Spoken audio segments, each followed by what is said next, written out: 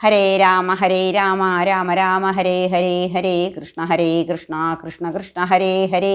ഓം നമോ ഭഗവതേ വാസുദേവായ. ശ്രീ മഹാഭാഗവതം 5-ാം സ്കന്ധം 13-ാം അധ്യായം.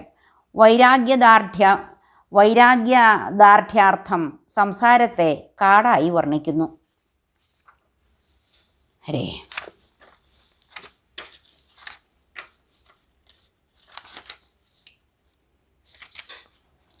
ബ്രാഹ്മണൻ പറഞ്ഞു, ദുരത്യയം മായ വലിച്ചിഴയ്ക്കവേ രജസ്തമസത്വവിഭിന്ന ബുദ്ധിയായി അർത്ഥാർത്ഥിയാം സാർത്ഥജനം ഭവാടവിക്കകം ഭ്രമിപ്പൂ സുഖലേശമെന്നിയേ. സംഘത്തെ അങ്ങാറുരിപുക്കൾ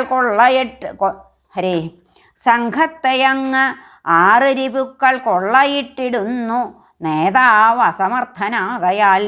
ശൃഗാലരോർക്കാപ്പുറമങ്ങു വന്നുടൻ കടിപ്പു ചെന്നായ്ക്കൾ അജത്തയെന്ന പോൽ. തൃണങ്ങൾ വള്ളിക്കുടിലും കൊതുക്കളും കടന്നലും തിങ്ങിന കാട്ടിൽ അജ്ജനം കാണുന്നു ഗന്ധർവപുരത്തെയും തഥാ കൊള്ളിപ്പിശാചോടുവതും പലപ്പോഴും. ഗൃഹം കുളം വിത്തവും എൻ്റെതെന്നൊരാഭ്രമത്തിനാൽ തെണ്ടി നടന്നിടും തഥാ ചിലേടമച്ചക്രസമീരണോത്തമാം പാംസുക്കളാൽ ദിക്കറിയാതെയായി വരും.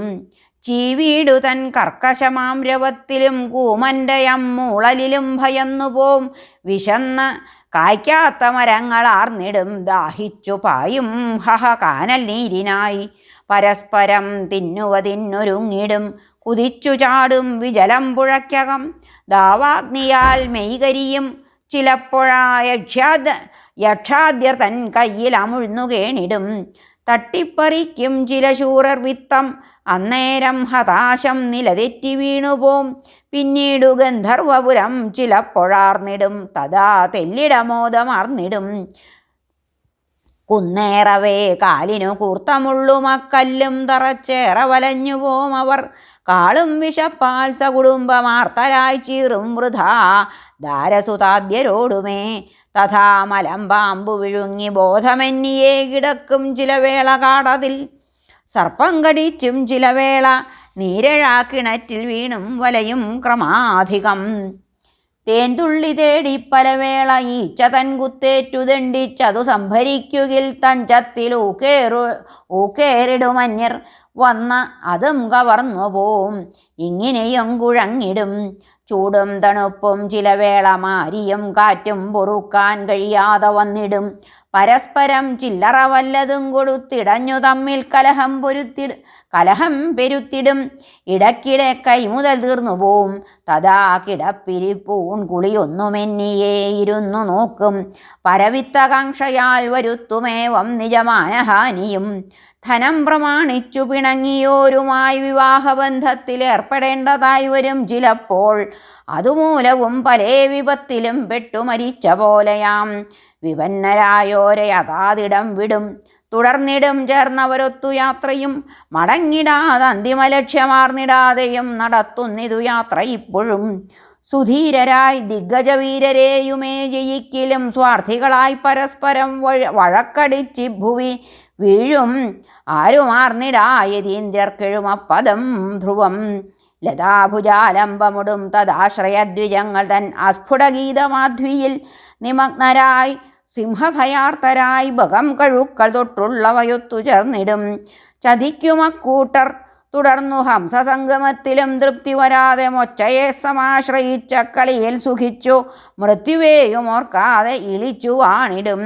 മരച്ചുവട്ടിൽ സുതതാരബദ്ധരായി രമിച്ചു ഭോഗാദികളാൽ തളർന്ന പതിക്കുമേതോ ഗുഹയിൽ ഗജത്തിനെ ഭയന്നു വള്ളിത്തലയാർന്നു തൂങ്ങിടും.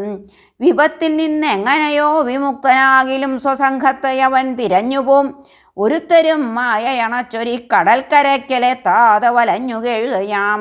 രാജൻ ഭവാനി വഴിവിട്ട് അസക്തനായി ചെങ്കോൽ വെടിഞ്ഞി ഭുവനത്തെയൊക്കെയും സ്നേഹിച്ചു സാക്ഷാൽ ഹരിസേവയാൽ ശിതം ജ്ഞാനാസി കൈക്കൊണ്ടണയൂ പരംപദം.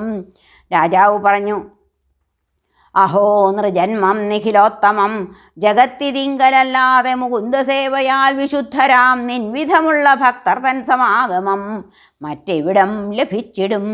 എന്തുള്ളു ചിത്രം തവ പാദധൂളിയാർന്ന പാപരായോർ ഹരിഭക്തരാവുകിൽ ഒഴിഞ്ഞിതല്ലോ ഞൊടി നേരമങ്ങയൊത്തിരുന്നൊരൻ മൗഢ്യവും ഉറ്റശങ്കയും ആർക്കും ഗ്രഹിക്കാനരുതാത്ത മട്ടിലേ മഞ്ഞിൽ ചരിക്കും വിബുധർക്കുവും പിടാം ആബാലവൃദ്ധം നിഖിലത്തെയും നമിച്ചിടാം ഭവിക്കട്ടെ നൃപർക്കു മംഗളം.